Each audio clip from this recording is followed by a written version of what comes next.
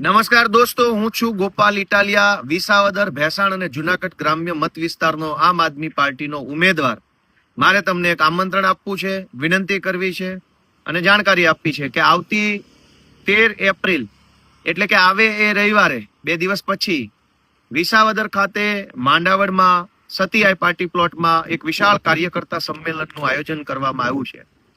ગુજરાતભરમાંથી આમ આદમી પાર્ટીના કાર્યકર્તાઓ, આમ આદમી પાર્ટીના શુભચિંતકો, મને વ્યક્તિગત રીતે સમર્થન કરનારા વ્યક્તિઓ અને વિસાવદર ભેસાણ પંથકનું સારું ઈચ્છનારા સૌ લોકો, ગુજરાતભરના ખેડૂતોનું સારું ઈચ્છનારા સૌ લોકોને મારી અપીલ છે કે રવિવારનો દિવસ છે, સવારે 9 વાગ્યે વિશાળ કાર્યકર્તા સંમેલન વિસાવદરમાં માંડાવડ ખાતે યોજાવાનું છે. આપ સૌ સમગ્ર ગુજરાતમાંથી, તમામ જિલ્લામાંથી ખૂબ બહોળી સંખ્યામાં સ્વયંભૂ આ સંમેલનમાં હાજરી આપી અમને સૌને બળ આપો, તાકાત આપો, અમારી ઉર્જા વધારો. કેમ કે આ સંમેલન એ વિસાવદર ભેસાણ વિધાનસભાની પેટા ચૂંટણીની દિશા નક્કી કરનારું છે. આ સંમેલન ગુજરાતભરના ખેડૂતોનું ભવિષ્ય નક્કી કરનારું છે.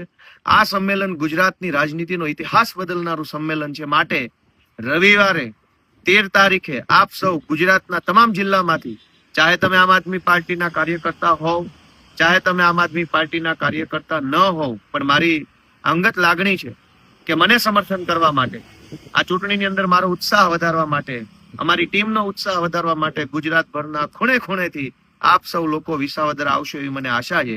વિશેષમાં એક સારી બાબત એ પણ છે કે આ વિસાવદર વિધાનસભાની અંદર પરબના પીર બેઠા છે, એમના પણ દર્શન કરી શકાશે.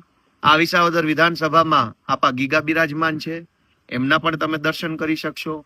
આ વિસાવદર વિધાનસભામાં આઈ રૂપલમાં, આઈ નાગબાઈમાં, કનકાઈ ધામ, અનેક એવા પવિત્ર તીર્થ સ્થાનો પણ આ વિસાવદર ભેસાણ વિધાનસભાની અંદર આવેલા છે.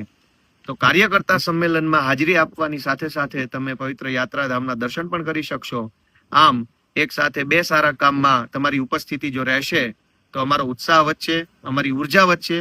એવી આશા સાથે હું બધાને વિનંતી કરું છું કે આવનારી 13 તારીખે વિસાવદર ખાતે રવિવારે સવારે 9 કલાકે ખૂબ બહોળી મોટી સંખ્યામાં સ્વયંભૂ સમગ્ર ગુજરાતમાંથી લોકો પધારશે એવી સૌને આમંત્રણ છે, સૌને વિનંતી છે. જય જય ગરવી ગુજરાત, જય કિસાન.